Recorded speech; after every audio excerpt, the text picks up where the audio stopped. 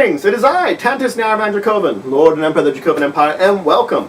It's time to continue our discussion on animes from the 2016 winter season and talking about using them in their BESM game, and that's what I'm going to be doing right now, letting you know how to use these games, how to adapt them to your BESM games. So let's start talking about Mahou Girls Precure, or Mahou Girls Precure. So, in this one, I would grant your characters 250 points. This is the kind of base starting out score you're going to do, because they're going to be people that can use magic, but they're not going to be super great at magic.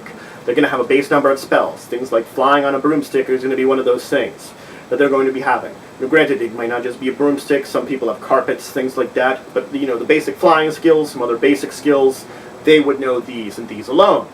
So your characters, of course, are going to be precure. You're going to let them... You should have them develop abilities around the different Linkle Stones. They mention a lot of Linkle Stones in the anime. They've already gone through a whole lot of them. They're going to go through more. Have each of your characters develop abilities based around that. Now, they can also share these abilities. That's perfectly fine. Similar to the two Precure in the actual series, share their abilities. You could have your characters do that each one designs their own Linkle Stone, you know, what abilities they would gain from it, and whoever's using it, if whether one or more, would have those abilities. You could also have characters have some uniqueness to them. It's entirely up to you how you have your characters build, your players build their characters. If you want them to be more streamlined, similar to the anime, or to be a little more unique, similar to other seasons have been. It's also your character's choice whether they want to be from Earth or the magical world. Both are good options too. I would see if you could have a split between them, that at least some people are from either, just to sort of balance out the team so it's just not one or the other, you know, just to add a little bit of flair. Granted, you might have only one person from Earth, or you might have only one person from the magical world. Both of these are perfectly fine options. And then you're sort of going to follow the anime that you're going against the dark forces, you're going against them, you're trying to collect more Linkle Stones. You come up with your own adventures based around these different Linkle Stones. You don't necessarily need to use the same minions, you come up with your own minions, that sort of thing. And for just fun, it's the Monster of the Week design you can do very easily, that you can, you know, come up with something interesting with Monsters of the Week. So let's talk about the next one, Prince of Stride Alternative. I would give your characters 140 points. They're going to be members of a Stride team linked to some kind of high school. You could have the exact same high school as in the anime, or you could come up with one on your own. But your characters are going to be more members of a Stride team. I would definitely recommend that one of your characters is the Relationer. The Relationer has this critical sort of role, you know, sort of navigating people with their knowledge and kind of understanding what's going on in the big picture of the race. You know, sort of relating information to them, to the runners. So I would at least have one of your players be the Relationer, because that way it'll add that dynamic of working off of someone, and you're not going to have to do that job. It's up to them who you want to be. After that, all your peers are going to be players in the team. If you don't have 6 players, you can definitely add NPCs to this team. You might need to. It's going to be depending on how many players you have. You could always have a team of more than 6 players. That's getting into having a lot of players for your game. But then you're getting into people being alternates in the races. And what you're going to do is you're going to do like training sessions, special sort of training, things revolving around school and the club. Also going to competitions. You're going to come up with ways to make the competitions more interesting and make it that they're just not skill check, skill check, skill check. They might have to, like, you know, make decisions about which way should I go. Oh, how should I take care of this obstacle? What's the best way? And like each thing, depending on how well they do it and what they decide to do, reflects how far they are ahead of the person they're racing against. And then so you're rolling against each other, sort of competing and seeing as you go back and forth.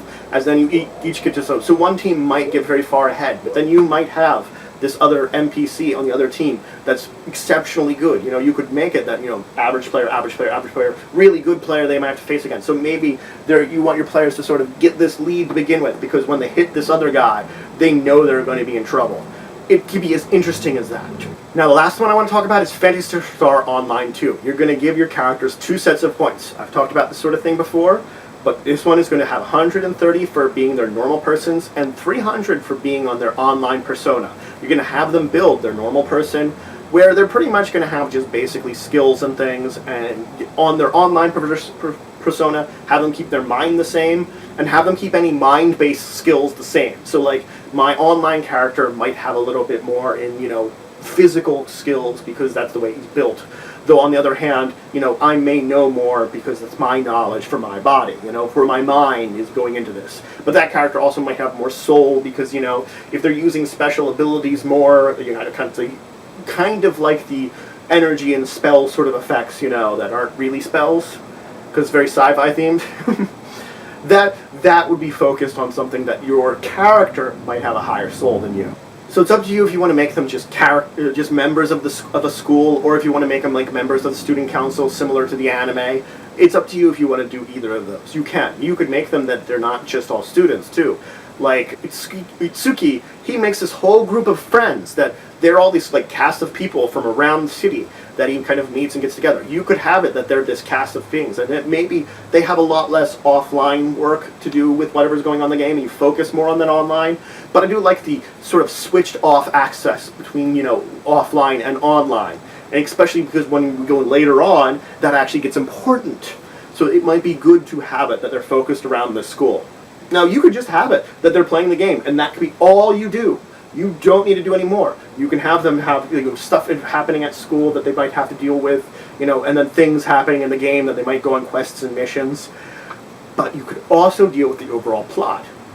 You could have your characters gain photon powers, similar to Itsuki does in the anime, and you could have them, actually fighting the Darkor in either real life or in there. Because they're going to be fighting the Darkor in the game setting, but they could have it sort of mixed with that photon powers in real life setting.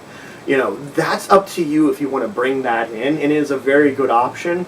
It's an interesting option, too, that you can sort of bring it in, that they can access the world, the game world in real life sort of thing. It's interesting and not a bad thing to try out doing if you really want to. So that's it for today. I talked about using these 3 anime in your BESM games and how to sort of adapt them and bring them in. If you have any questions, comments, anything you want to say, anything you think I left out, leave in the comments below. Please like this video. It's a great way of showing your support for the channel and the Empire. Please subscribe if you already haven't. We're always looking for more citizens, more members. And please share this video if you know anyone that would learn anything from this or would just enjoy the video. Until the next time, I bid you farewell.